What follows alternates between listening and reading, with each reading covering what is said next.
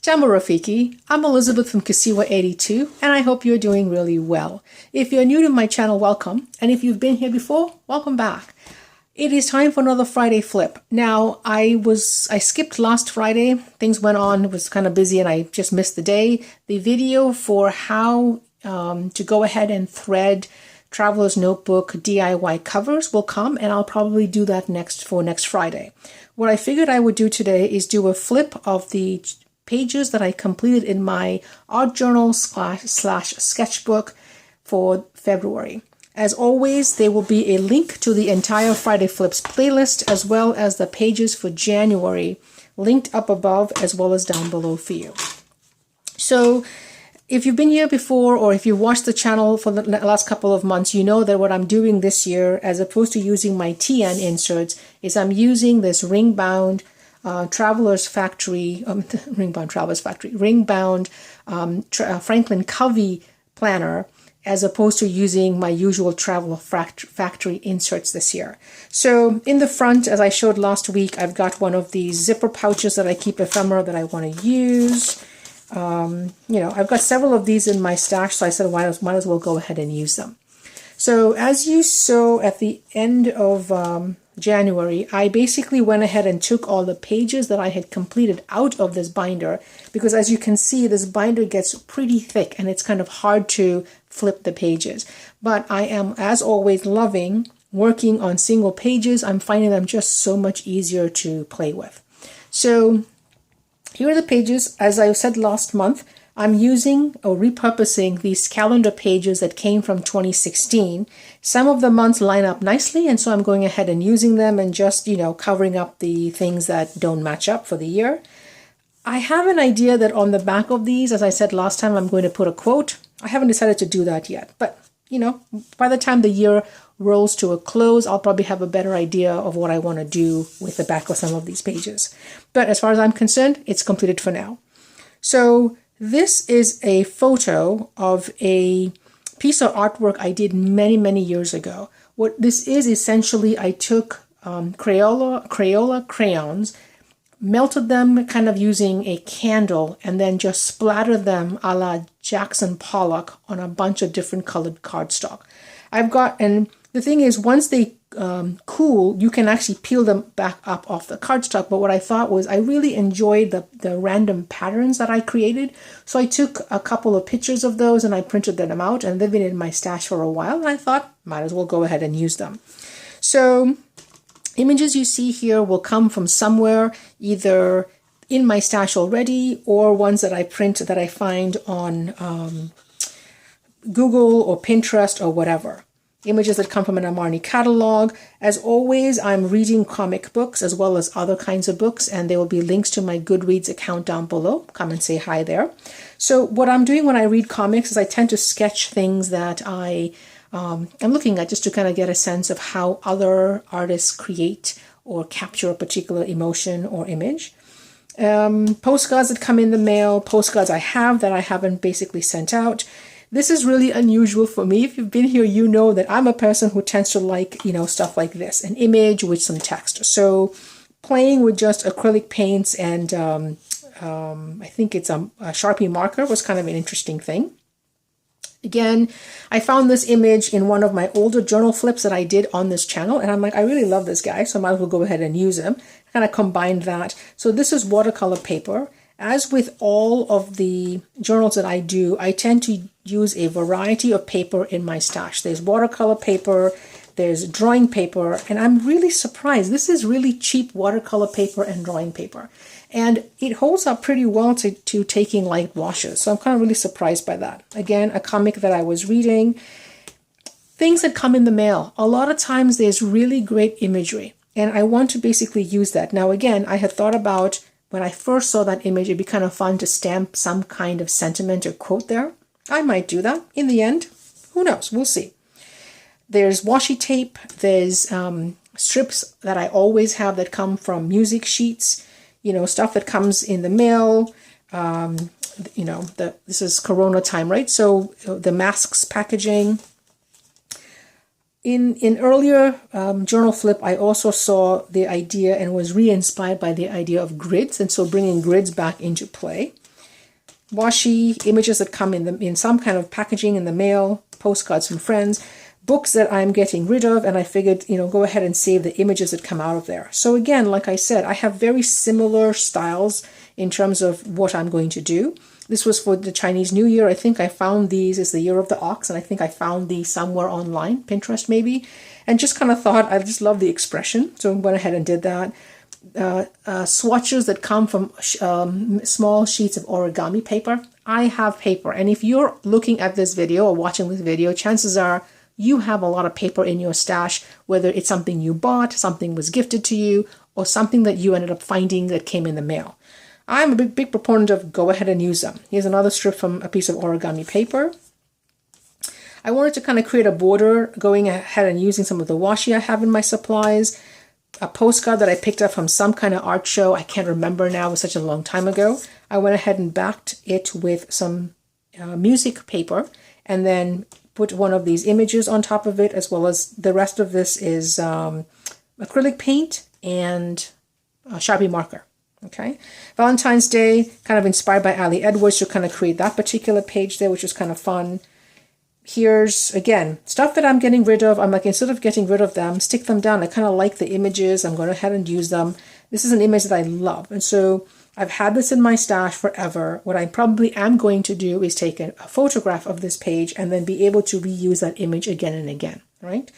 Kind of doing some sketching. Again, this is a piece of paper that I stitched wallpaper sample to. So it's a piece of cardstock. I stitched a piece of wallpaper sample to back in the day when my sewing machine actually worked. I'm going to have to get that fixed, but I just love the texture it gives the page when you touch it. Postcards as always. Now, if you're like me, we all went through this phase where we collected paint chip samples. And I'm like, what do we do with this? I have a whole bunch of this in my stash. So I had gone ahead and taken 2 of these larger ones and just glued them back to back, put some text in here, did some stamping in here, called it done. Okay. Again, same thing, some washi, some pages that come out of an old atlas, kind of travel small atlas that I was using. There's always writing, something that you will see in my journals. Writing is not a problem for me, right? I like the idea of opening up a page and deciding, what am I going to do with that? I stapled on some, I really love this paper pad, and I don't have any more of it. I had a strip left over, and I'm like, okay, go ahead and use it. If you've seen my journals before, you know that there's always a kind of a Zentangle in my journals, and a hand Zentangle specifically. And I was, as always, listening to an audiobook or ebook when I'm doing this. So this particular time, I am listening to, I think it's The Lord of the Rings, the first book, which I'm kind of enjoying. So kind of doing that. Again, as you know, if you've been here before as well, black paper is my nemesis. I'm convinced I'm going to end up loving black paper. It's interesting. I actually have a couple of journals with just black paper. I'm not sure what possessed me to buy it.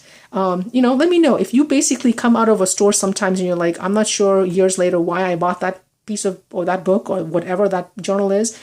For some reason, I'm convinced I'm going to love playing in black paper. So I have a couple of journals. They're sitting there looking at me right now on the side. I don't know what I'm going to do with them. But in the meantime, I have black cardstock. The white is just a Signal Uniball, works great. Playing with watercolors, again, I am genuinely surprised at how well this really inexpensive drawing paper takes paint. This is all watercolor, okay, on both sides. It's just, I love how that works. Acrylic, something that I was re-inspired as I was looking back through my own journals, is I love the idea of an image, whether it's something I sketch or something that I collage out, and then put some text behind it as the backdrop. I just love how that looks. This image, as you've seen in the past, comes from a library sale kind of remainder book that showed Victorian fashions, and I kind of enjoy that. Now this is on watercolor paper. It's much thicker, but again, it's the inexpensive watercolor paper I pick up at Michael's. Playing with some of the stuff that's in my stash. I'm not sure why I have these, but they probably came with, when back in the day when they sent you address envelopes or address labels and things like that. I have a bunch of that. I'm just going ahead and using it up. Something I found in one of my supplies. Now, This is something that I started doing more often in this format, as opposed to normally in the journals that I'm using when I'm waiting for a phone call. I'm waiting for someone to call me back, right? So I'm on hold. And what I do while I'm doing that is I just start doodling. So all the pen work you see on these 2 pages, this pen work as well as that pen work, all happened while I was waiting for that person to pick up the phone, while I was on hold. Yeah, it was a while. So what I did in the end is when the call was done and, the end of the day, I went ahead and added the color. So the color here on this page is all using a green highlighter, nothing sexy. And here, Percy lands on Mars. So I'm like, oh, we have to commemorate that in some way in my journals. And so I kind of created kind of an alien landscape. That's all watercolor. Again, works really well on this cheapo Michaels drawing paper. I'm really surprised. Stuff in my supplies, my stash, I'm always just going ahead and reusing them. These come from a couple of different magazines. That's from an Armani catalog. That's from a sushi book. It all just ends up somehow in my journals. So those are all the pages that I have for February. As you can see, I've already started March. Now, again, one of the things that I've heard again many times is, do you need to do this every day? So this is kind of like a Fibonacci for me, but I don't necessarily hold myself to doing it every single day. Sometimes I do multiple pages in a day. Sometimes it takes me a couple of days before I get back to the journal. Doesn't matter. I do not put that kind of pressure on myself. My goal here is to do some creative play as often as I can. And if the mood doesn't strike me, what I do is I basically just glue things down. Call it done, turn the page, move on to the next one. Or what I'll do is I'll just make some notes, right? So again, there's many ways you can play in your journal. This just happens to be my particular sweet spot here. And I just love it. I love it. It kind of collects the bits and bobs of my particular days. Now, one of the things that I've thought about is I'm not really adding pictures to this journal, and often I do. But I am adding most of my pictures into my weeks. I'm woefully behind there as well because, COVID. But I just figured that's kind of where my pictures are going to reside. If I have any duplicates or older pictures I want to use up, they'll end up in here as well.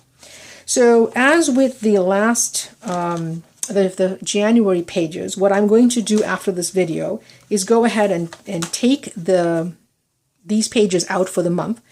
And I'm going to put them into those ring binders that you saw last time, the book ring binders, rings, not binders, the book rings. And then I will decide how I'm going to, collect this year's pages will happen at that decision will happen some point down the line. I'm not holding myself to, I can't do anything until I decide. I'll figure that out sooner or later. In the meantime, I go ahead and create. So when this video is done, all of these pages effectively, let's see if I can get to the March, all of these come off, and then I can go ahead and continue working in the March pages. Okay, so that's what I have for you today.